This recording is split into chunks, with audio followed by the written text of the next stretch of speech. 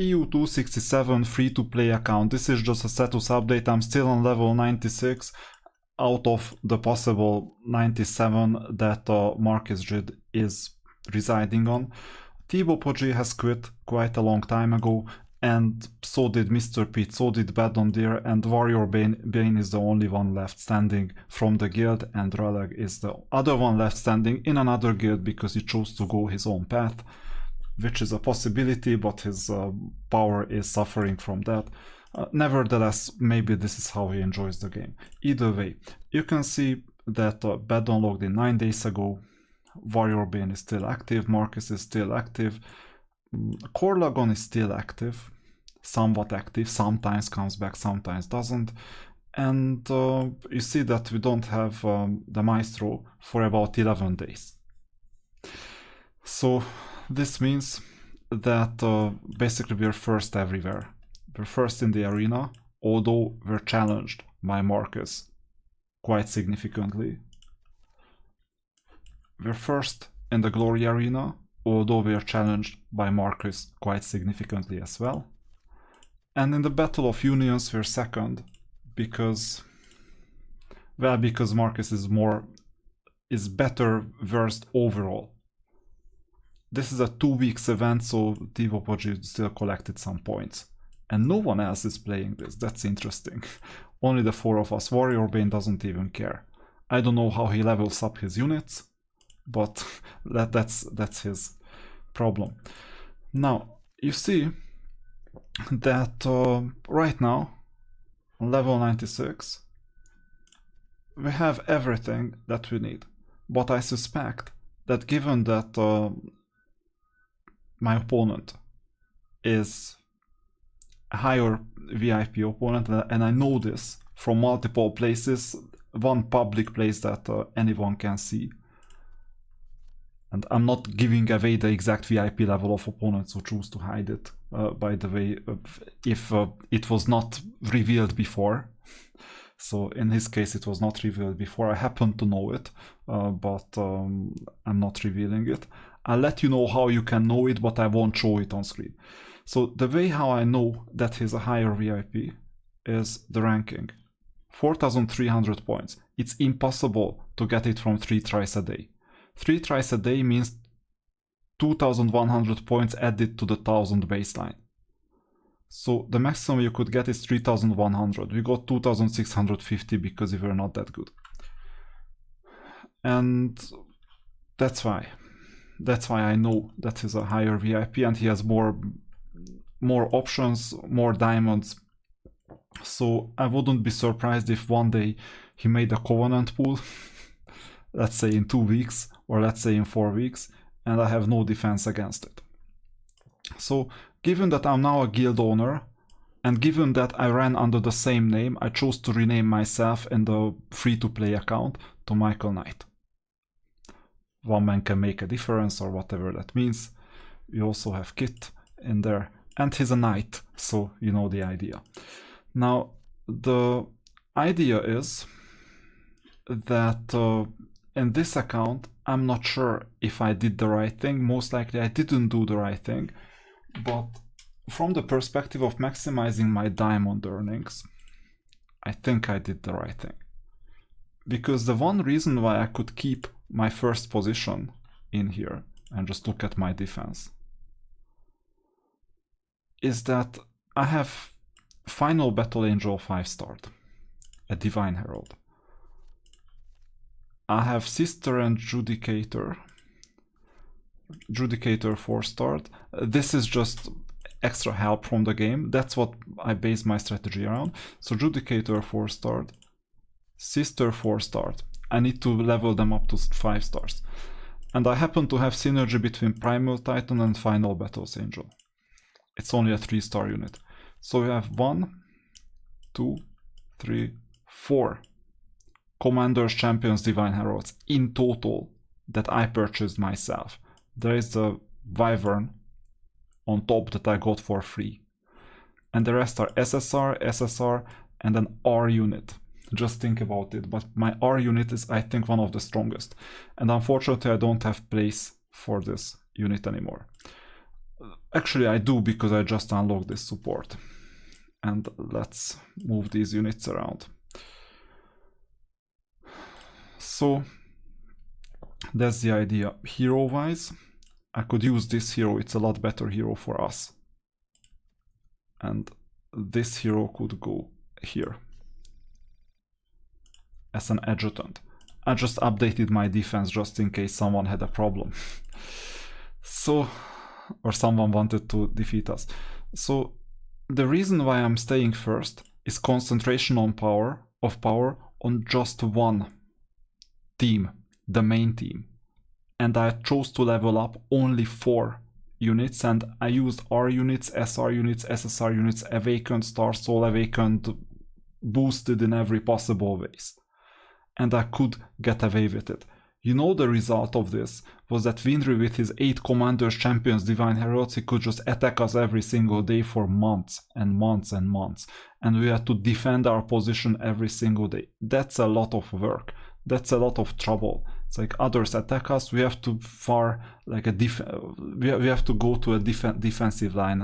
I just watched Formula 1 not too long ago, so I said like far Kampflinie, because I managed to get the Swiss one, the Swiss coverage, and then there they spoke German. So either way, the thing is that you see that's why we're beating Marcus Jit's army, even though he's a higher VIP. I told you I can show you a trick. If you're a guild owner, you can see what VIP level opponents are in. So I know, for example, if you make someone vice president, Badondir is still vice president even though he has not been there for a long time. I can show his VIP level, obviously, it's VIP0. It's obvious. So when you go appoint, there you can see the V level, VIP level. So that's respect for a VIP0 being in the mix for so long. I think he had quite a lot of work duties as well. And he didn't always have time. And as long as they played, you know, that's absolutely a respectable position. Now, I could do the same with Marcus. I can see his VIP level like that. Even if he hides it everywhere, the guild owner has access to the VIP level, but I won't show it. So that's the idea. You know, privacy is important. And that's one advantage of this account. But the disadvantage is in 2 places, or 3 places. One of them is the Battle of the Unions. We're second, not first. The other disadvantage is the Glory Arena. I have to keep on fighting to keep this position because I have one strong team. Look at my defense.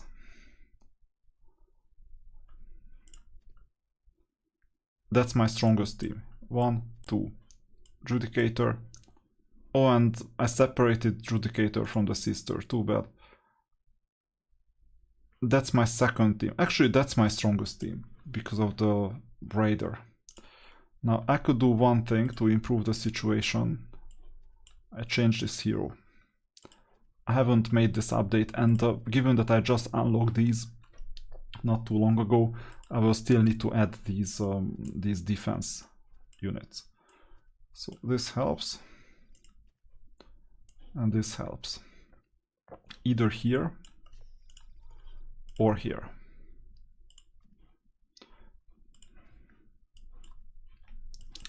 And here we would need an archer. For example, this unit.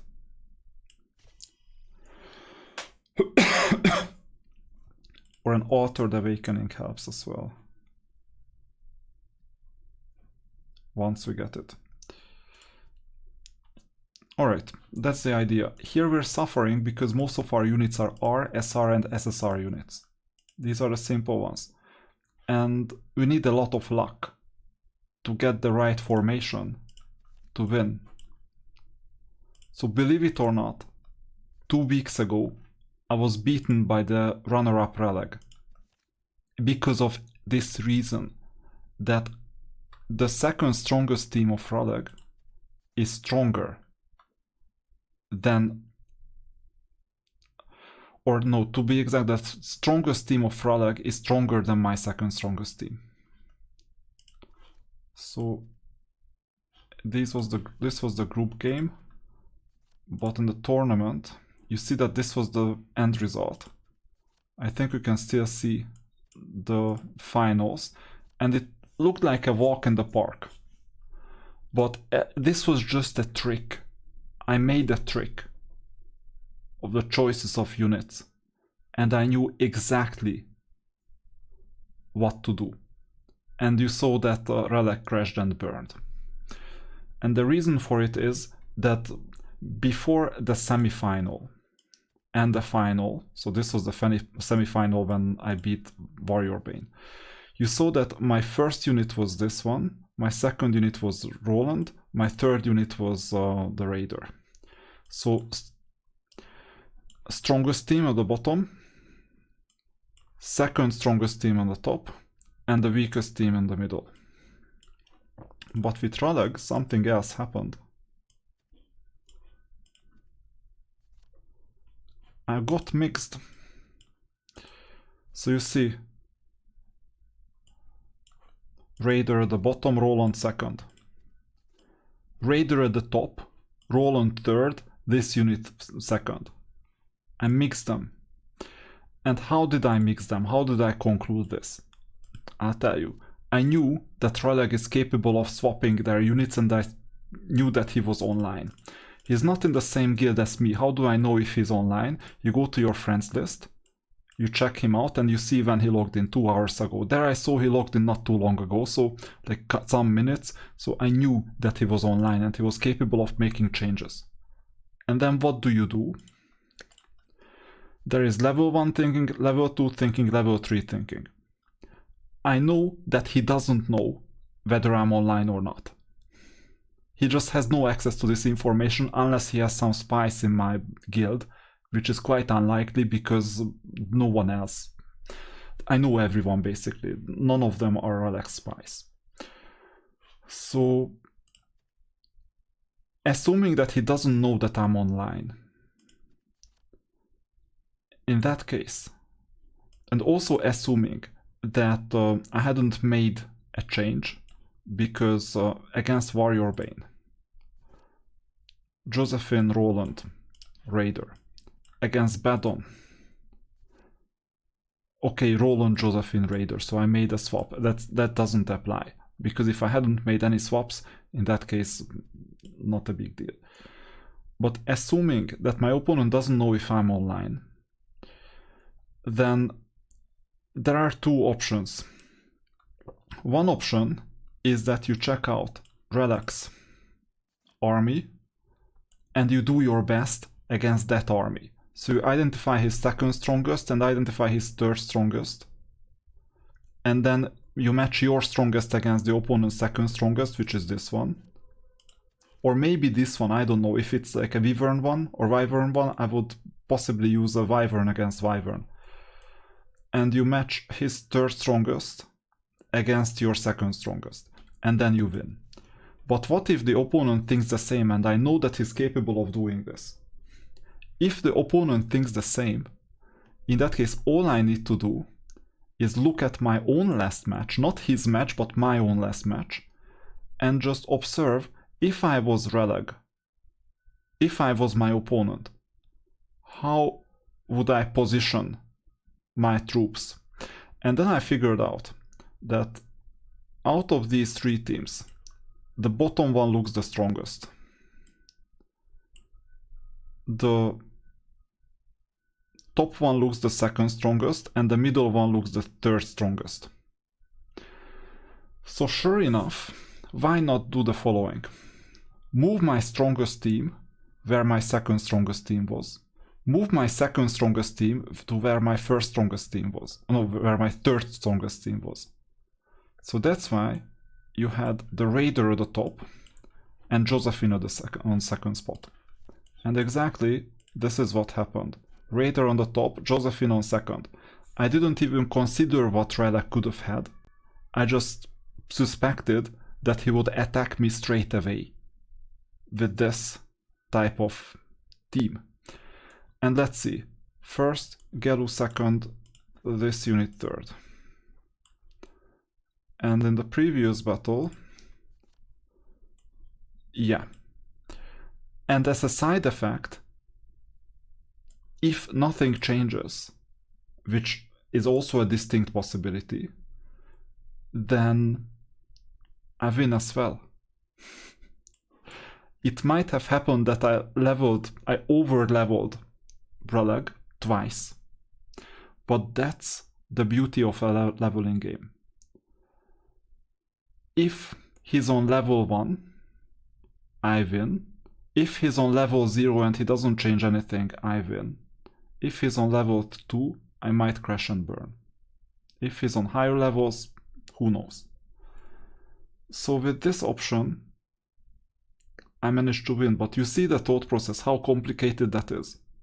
This whole thing that I have to think about all this is due to the fact that I have a weak second team and a very weak third team. If I had more commanders, champions and second teams, third teams, I would be able to afford just to sit back, relax, let it play out, no one can beat me anyway. That's what Divopoji enjoyed, that's what sometimes Badon enjoyed at the beginning of the game. I couldn't enjoy this. Ever. Exactly because of this reason. That's too bad. This is what's happening. And this is why this option is dangerous, because in the Pantheon you're gonna suffer. And in all game modes, Battle of Unions, Glory Arena, where you need multiple teams, you're gonna suffer. And ultimately you're gonna suffer in the arena too, because how many units do you need in total? Here we have 8 units, plus the 3 backup. That can be others as well, not just these charger unit or charging units. And you can have up to 6 support units that can also be commanders and champions. So if you think about it, you need 17 units in total, and you can place all 17 units in the same formation in the end.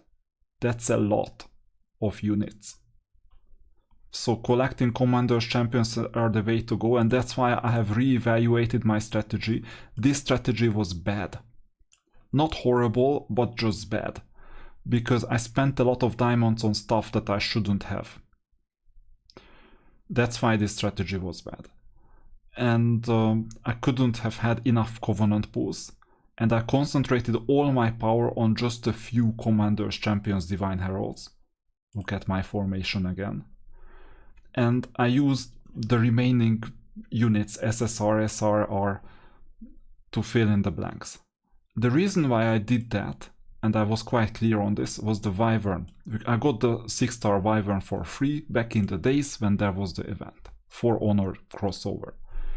And I was like, okay, let's defend this Wyvern. And then I got the Battle Angel. And I was like, okay, then let's heal more. Then I got the Sister. And I started those units up, and I never got any more Divine Heralds, Commanders, Champions. Because even this unit is quite strong.